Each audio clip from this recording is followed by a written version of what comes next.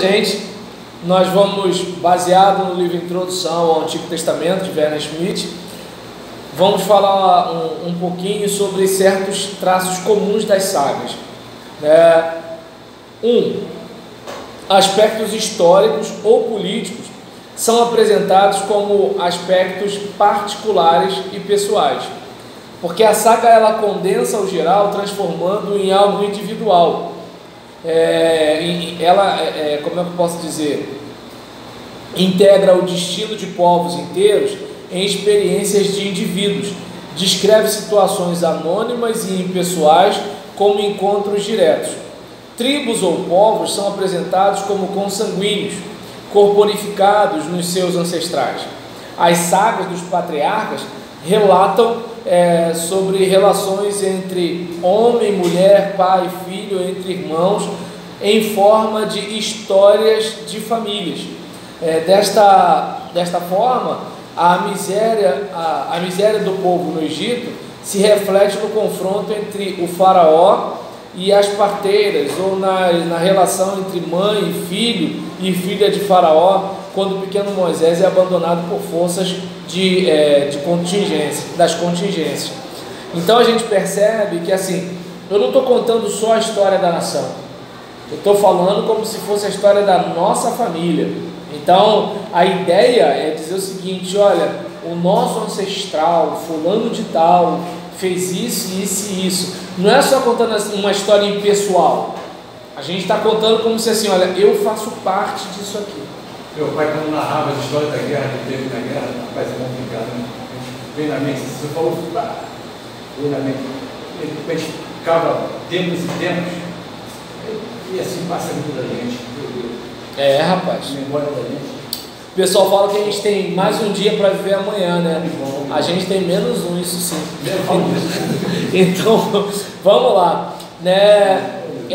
O primeiro traço comum são a questão dos aspectos históricos ou políticos apresentados como aspectos particulares e pessoais. O segundo traço seria que simultaneamente só entram em cena duas ou três personagens, a lei da dualidade ou da trindade.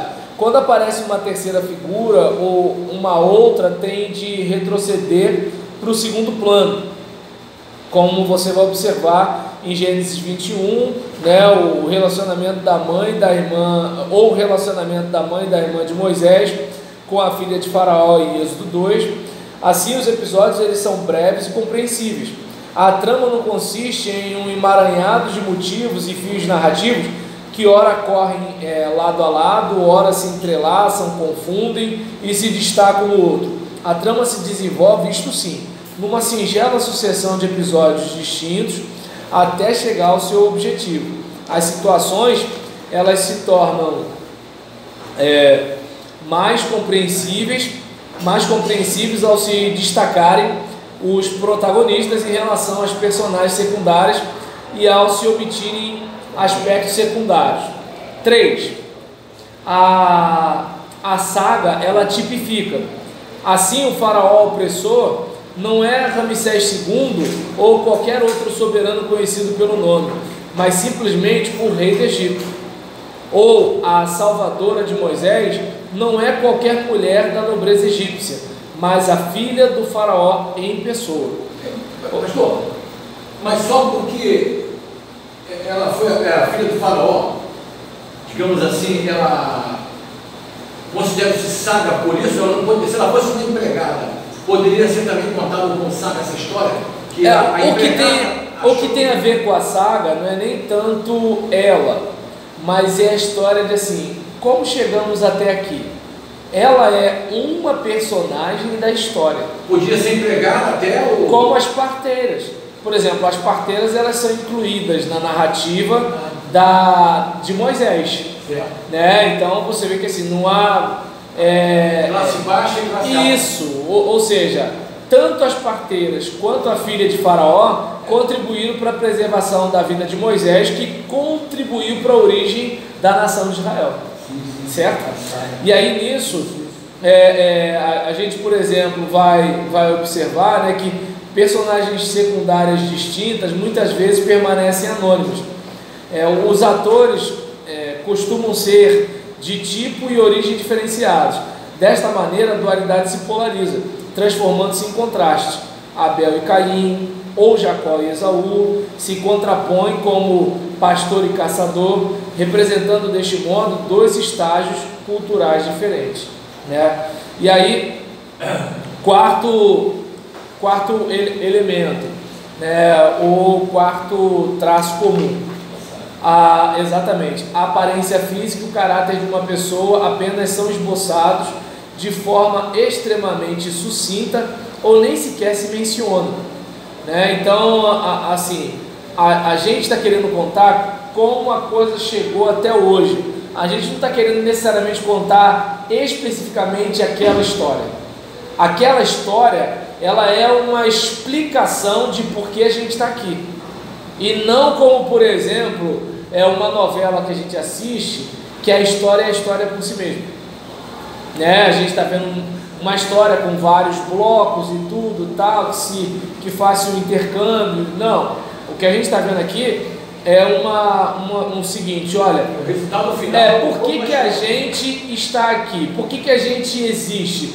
Como é que o nosso país chegou a ser o que é?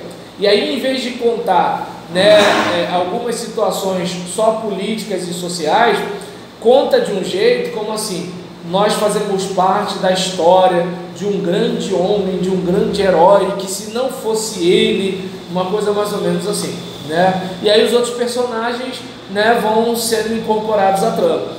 E aí, 5, uma outra característica que distingue especialmente a saga veterotestamentária é que motivos decisivos para o desenrolar da ação aparecem em forma de discurso direto. Principalmente a palavra de Deus assume muitas vezes importância capital. Interpreta na perspectiva ou retrospectiva o ápice ou a reversão do acontecimento em questão. Neste caso se percebe uma intenção teológica do Antigo Testamento que repercute de maneira tal que molda a forma ou configura a tradição, né? Em sagas tardias, os discursos podem ocupar tanto espaço e adquirir tamanho que o desenrolar da ação fica em segundo plano. Então a gente, por exemplo, vai reparar, né, que assim a ideia, né, muitas vezes na saga não é só contar a história, mas trazer um discurso. Por causa disso, que não sei o que não sei o que lá e tal. Por exemplo, você vai reparar uma coisa interessante na narrativa da criação do homem e da mulher. Vem a narrativa, aconteceu isso, aconteceu aquilo, aí daqui a pouco vem o discurso. Por causa disso, deixará o homem, seu pai, sua mãe, se unirá. Por exemplo, se você observar bem, não tem nada a ver uma coisa com a outra. Mas o autor, ele usa aquela história para justificar uma exigência da época que o texto é escrito. Percebe? Ou seja, o texto é escrito hoje sobre uma coisa que aconteceu ontem. Então ontem eu fui comer um cachorro quente na barraca do Manel, e aí eu peguei o metrô, fui até não sei onde, depois eu voltei, e aí o que acontece? Hoje eu digo, por causa do que aconteceu ontem, é que hoje, amanhã e depois vamos ter que ter procedimento assim, assim, assim e assim. Ou seja, é como se houvesse uma explicação. O homem deixa o seu pai e sua mãe, se une a sua mulher para ser uma só carne. Por quê? Porque a mulher é osso dos ossos do homem, carne da carne do homem, porque foi tirado do homem para eles serem companheiros, de modo que eles dois são uma unidade. Sogra não é unidade com o casal. Filho, por exemplo, não é uma só carne com o casal. Cunhado não é uma só carne com o casal, tá entendendo? Vizinha não é uma só carne com o casal. Pastor, quando Paulo narra em Coríntios, a história de Coríntios, da situação lá do pai do filho que se envolve com a mulher do pai, isso seria uma saga também? Ali não chega a ser, porque ali o que acontece? É uma epístola que tem uma teologia tarefa, ou seja, Paulo ele usa explicações teológicas, mas não como a gente quando faz teologia sistemática. Mas ele escreveu o caso. Não, então, o que acontece é o seguinte, está acontecendo, Paulo está brigando com a igreja, ou seja, está acontecendo uma bagunça aí, coisa que nem os ímpios concordam, está entendendo? Eu não admito uma safadeza dessa no meio da igreja, e vocês, seu bando de covardes, vocês ainda se incham com esse negócio, vocês sabem, está entendendo? Digamos que de repente a mamãe tem um filho transante dentro de casa, o filho está na igreja, a mãe está na igreja, todo mundo já pescou a parada, só que a gente finge que não está acontecendo. Aí digamos, né, o pastor não aguentou a situação, chutou o pau da barraca e falou assim: acabou a bagunça. Então o que aconteceu mais ou menos foi isso. Tanto que é o seguinte: a igreja de Corinto não topava muito Paulo, não. Entendeu? Pode ler que você vai perceber. Então o que acontece? Diante daquela situação, Paulo traz recomendações. Ontem, quando eu estava ministrando a ceia, eu li o capítulo 11, a partir do versículo 17 até o versículo 28. E assim, é um negócio chato, porque Paulo fala o que? A reunião de vocês fazem mais mal do que bem. Vocês se reúnem, acontece isso. Por causa disso, há muitos fracos e doentes, e não poucos os que dormem. E sabe o que acontece isso? Por causa de juízo de Deus, ou seja, se a igreja não disciplina, Deus julga. Só que é até bom que Deus julgue, porque Deus está julgando para a gente não ser condenado com o mundo. É tipo aquele pai que fala o seguinte: já dei uma coça no meu filho. Para quê? Para você não dar cascudo nele. É mais ou menos assim, tá entendendo? Então, digamos, é uma situação diferente da narrativa, porque a narrativa eu estou contando uma história e explicando através da história por que a gente é assim. No caso ali é diferente. Paulo não está bem contando uma história. Paulo está dizendo: que brincadeira é essa? Está entendendo?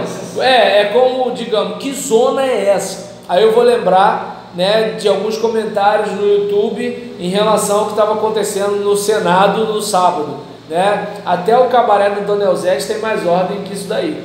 Entendeu? Então eu nem sei se existe o cabaré do Donelzete, só estou falando do que eu li. Ou seja, Paulo está dizendo o seguinte: se é uma igreja ou o que isso aí é? Então não é saga.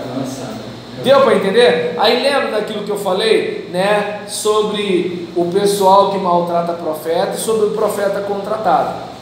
Quem maltrata profeta faz o seguinte: Paulo é muito chato, ele não tem condições de ser o nosso líder. Paulo, cadê a sua credencial para liderar a gente? Ou seja, o pessoal começou a desafiar Paulo. Em contrapartida, tinha os outros, os super apóstolos da parada, que deviam estar dizendo assim: Paulo está maltratando vocês, Paulo não sei o que lá, se vocês botarem Paulo para fora e eu chegar aqui, olha, vocês vão, vai vir um novo tempo de avivamento na igreja.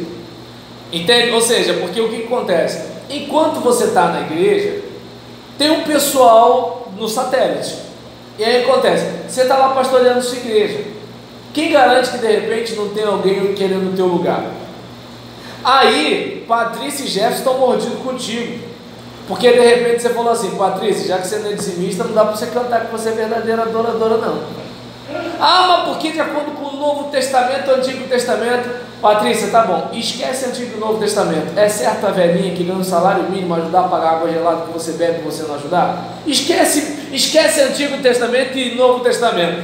Só diz para mim, é justo isso? Pastor, mês passado foram 33 dizimistas só que contribuíram, são 68. Rapaz, isso não impacta. Peraí, deixa eu ver se eu entendi. Metade da igreja foi dizimista? É para aplaudir de pé, pessoal. Reclama não, filho. Dá graças a Deus. E aí nesse caso, porque fica uns modinha na internet, né, dizendo que o dízimo, ele não é do Novo Testamento, ele não sei o que lá. Tá bom, agora é o seguinte, eu pergunto, não vou discutir a questão do Novo e do Antigo Testamento, eu só vou discutir o seguinte: é justo a avózinha, tá entendendo? que assim, gasta metade do dinheiro dela com remédio, né? 20% para pagar a prestação da motinha do neto, né? Porque os velhos hoje são as minas de ouro das famílias. E aí acontece 20% para um negócio desse, e aí nessa brincadeira sobra mais 20%. 10 para ela gastar com ela, e desses 10 ela vai separar para a oferta, né, de união feminina, a oferta para a compra da geladeira, não sei o que, da igreja, tal, e assim, e 10% vai para o dízimo. É justo a vozinha fazer isso e você usando Nike 12 molas, seu cachorro? Não é justo. Então vai para o banco. Aí o que acontece? Jefferson também está mordido, por quê? Porque mexe com a mulher dos outros. E aí você fez o quê? Deu-lhe uma chamada nele. Por que tu não mexe com a tua mulher, seu sem vergonha? Tua mulher está reclamando que tu não mexe com ela, tu está mexendo com a menina da igreja? Toma vergonha nessa cara, seu safado. Aí o que acontece? Eles não dizem por que eles estão mordidos contigo. Eles estão agindo em nome do Senhor contra um pastor ditador. Está dando para entender? É isso que está acontecendo. E aí o que acontece? Eu sou um profeta contratado. Estou doido para pegar o teu lugar. Então eu estou só orientando, eu sou o mestre dos magos deles ali. Não, mas é assim, não é bem assim não, porque de acordo com, olha só, o Antigo Testamento, quando falava dos dízimos, era para os sacerdotes, né? Era para o templo, era para o palácio, era como se fosse um imposto. Igreja não é palácio. Igreja, não, por exemplo, tem depósito de cereal na sua igreja? Por que tem dízimo, não sei o que lá e tal. Por exemplo, quando eu entrar, eu vou tentar reverter esse meu discurso e tentar arrumar o dízimo de novo, porque vai quebrar, ué. Primeiro, não tem gente na igreja que precisa de dinheiro às vezes para comprar um remédio? E o dinheiro vai vir de onde? Não tem gente, por exemplo, na igreja precisando, né, de ajuda às vezes para pagar a prestação da casa, que pode ser tomada de volta? Não tem gente que às vezes pode estar numa busca e apreensão do carro, está desesperado e de repente está pedindo uma ajuda? Talvez alguém diga assim, mas a igreja não tem que fazer isso. O irmão bateu desesperado na porta da beneficência. O que geralmente a igreja faz, gente? Vamos tentar ver o que a gente faz, vamos fazer uma vaquinha e tudo, tal. Ninguém pergunta se o irmão está endividado porque comprou televisão de plasma. Ninguém entra nesse assunto, o pessoal quer ajudar. Agora o miserável, quando chega na hora de ajudar outros através da contribuição dele, vem com essa conversa fiada. Entendeu? Então, o que acontece? Aí a mesma coisa o outro sem vergonha, né? Que, por exemplo, Deus sabe que eu sou fraco, sou humano, não sei o que lá. Pô, beleza, o teu pastor te entende. Só que é o seguinte, não é por causa disso que ele vai dizer que isso é certo. Eu te entendo, irmão. Tá entendendo? A minha carne é igual a sua. Eu também sou tentado a mexer com a mulher dos outros, só que é errado. Entendeu? Então, vamos andar na linha. Isso aqui é igreja, pô. Ou você se converteu para ficar na safadeza? Eu acho que não. Entendeu? Eu acho que ninguém se converteu para ficar na safadeza. Se tem alguém que fez isso, então não se converteu. E aí o que acontece? Só que o outro de fora que quer entrar, não, mas não é assim. Pastor tem que ter amor, pastor tem que não sei o que lá. Aí o que acontece? Já ganhei vocês. Aí daqui a pouco vocês estão começando a me apresentar para os outros que não sabem o que vocês fizeram. E aí, vocês, que assim, ele não conta a canalice dele, você não conta a tua. Vocês só estão se unindo em nome do Senhor dos Exércitos, entendeu? E aí nessa brincadeira, o que acontece? Aí, vamos fazer uma campanha daqui, campanha de lá, campanha daqui, campanha de lá, nessa brincadeira todinha. E nessa situação, o tonto aqui está vendido, achando que ele foi profeta de Deus, que tal, estou cuidando, Senhor, ajuda o Jefferson, ajuda a Patrícia, está ele lá, no mundo de Nárnia, achando que está tudo dando certo. Só que o que acontece? O bicho está pegando, e de repente, eu até bato nas costas dele, cara, falei, você é bom, você é inteligente, você não sei o que lá, mas aqui, ó, entendeu? Nem um olho grande, são 2 olhos grandes. E aí nessa situação, parafraseando o que está acontecendo no contexto de Paulo, né? Tem gente de olho na igreja, né? Gente insuflando os membros da igreja que estão, por exemplo, cada um para um lado, porque está numa disputa de poder.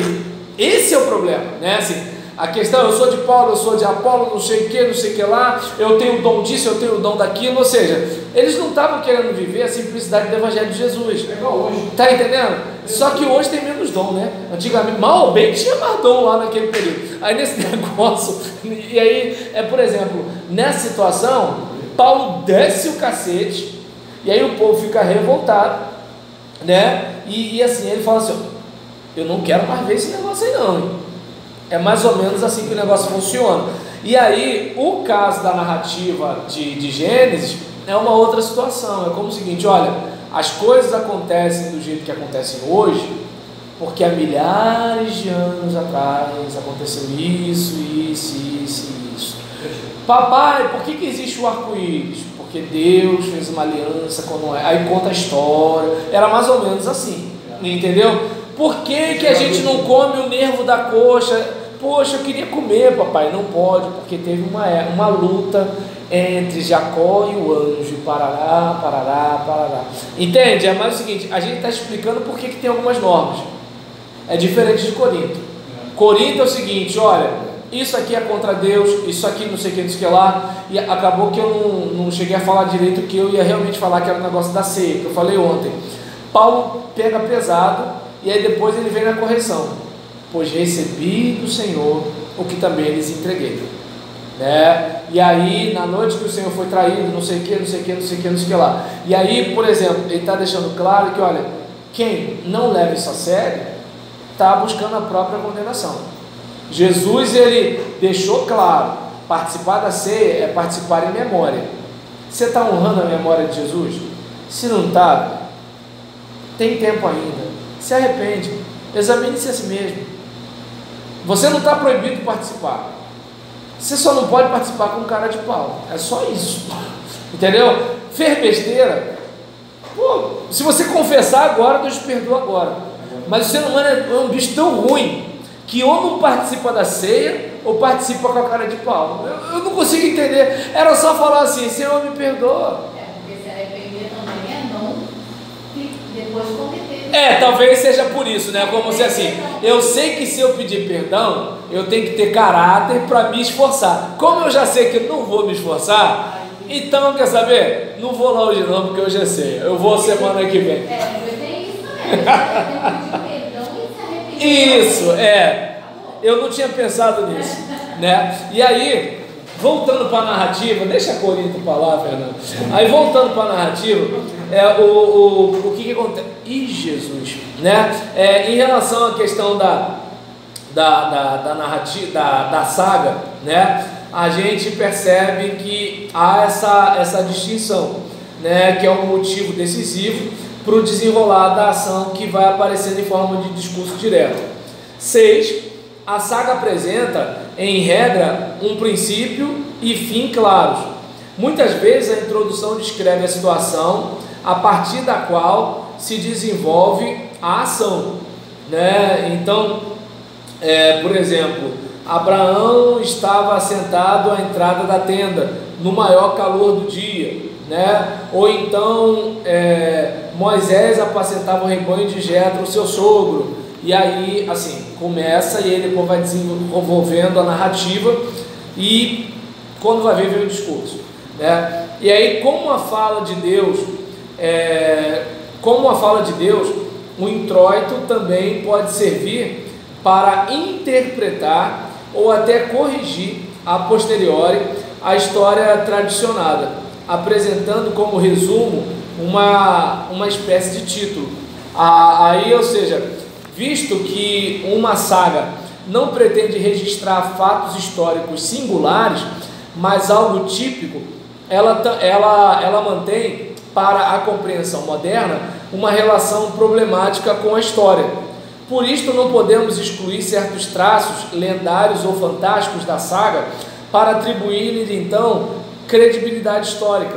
Antes, temos de indagar primeiramente por origem, ensejo e intenção da mesma.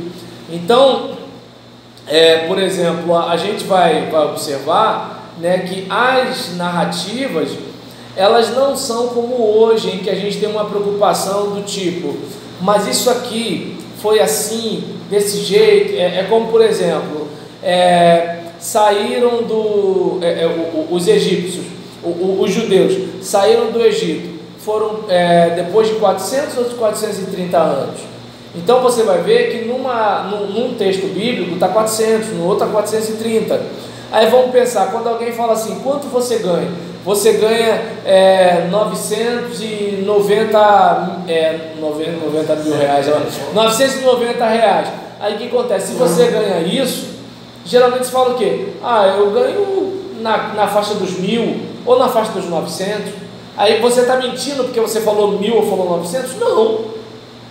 Só que assim, você não está entrando em pormenores.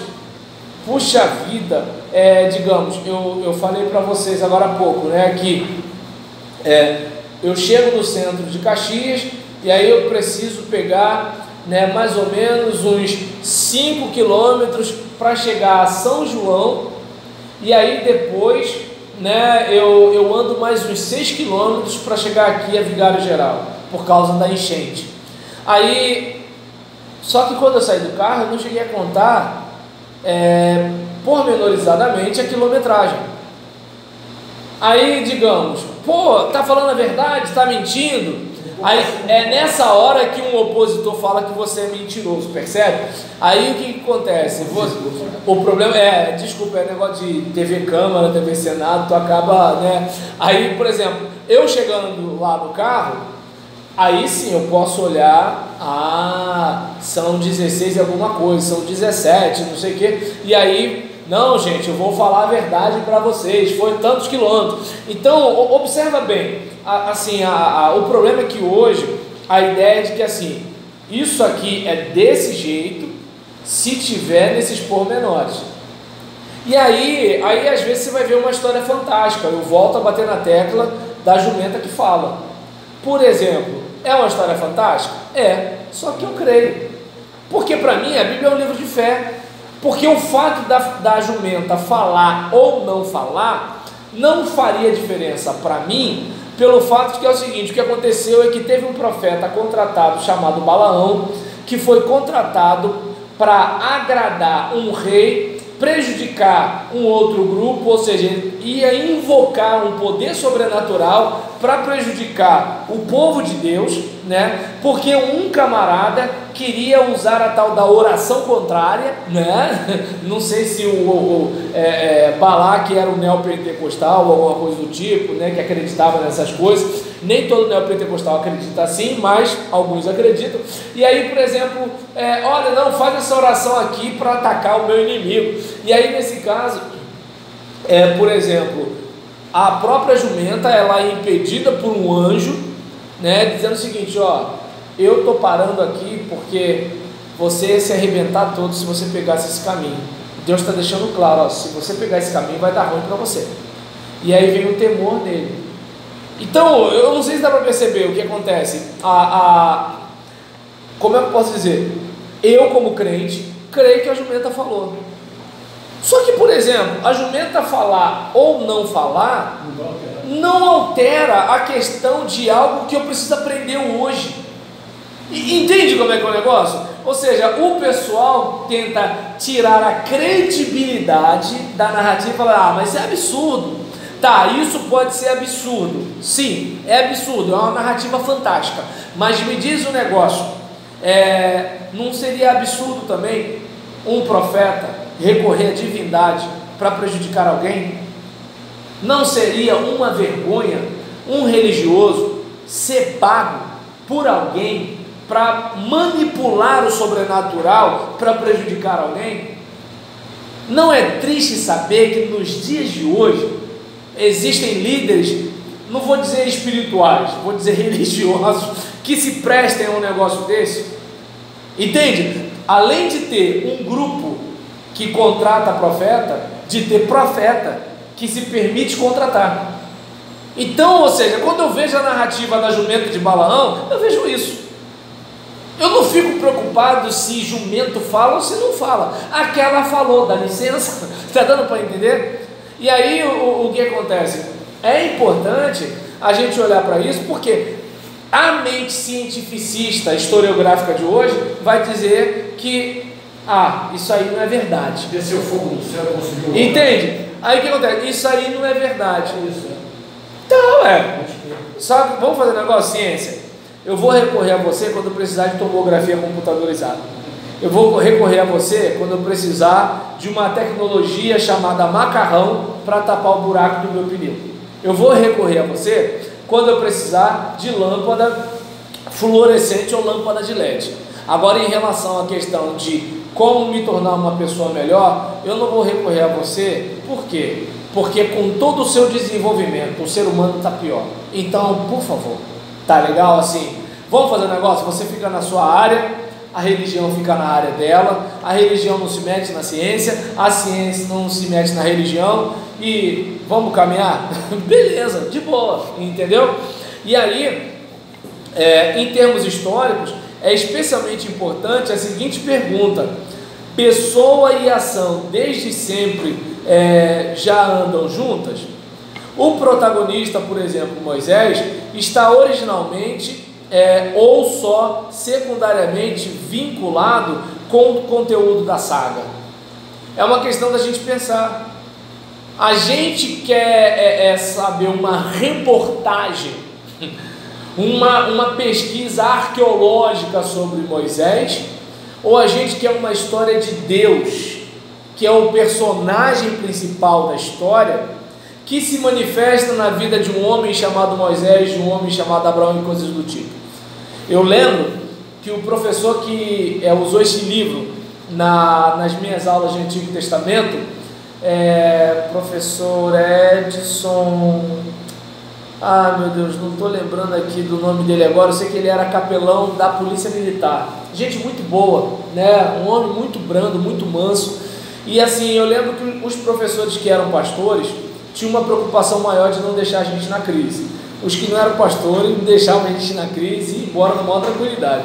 E aí, nesse caso, eu lembro que estava uma questão, né, se o que está na Bíblia não é, o que é mito, o que não é, aquele negócio todinho. Aí eu cheguei e falei assim: professor, Abraão existiu? Na lata.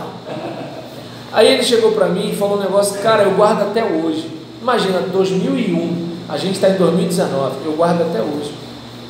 Olha só, irmão, o pastor tem esses negócios, né? Irmão, eu não posso afirmar para você que o Abraão existiu, mas agora o povo de Israel foi contando sobre um homem que foi o pai da nação, que é o nome Abraham, né? Então, aquele que é o pai de povos, né? E assim, eu não sei se o nome do cara era Abraão. Não, o nome do cara não, ele não falava assim. Quem fala assim sou eu, né? Como diz a minha esposa, eu não falo como pastor. E aí, nesse caso, existiu um homem, né? Pastor fala doravante, né? Sempiterno, coisas do tipo. E aí, nesse caso, existiu um homem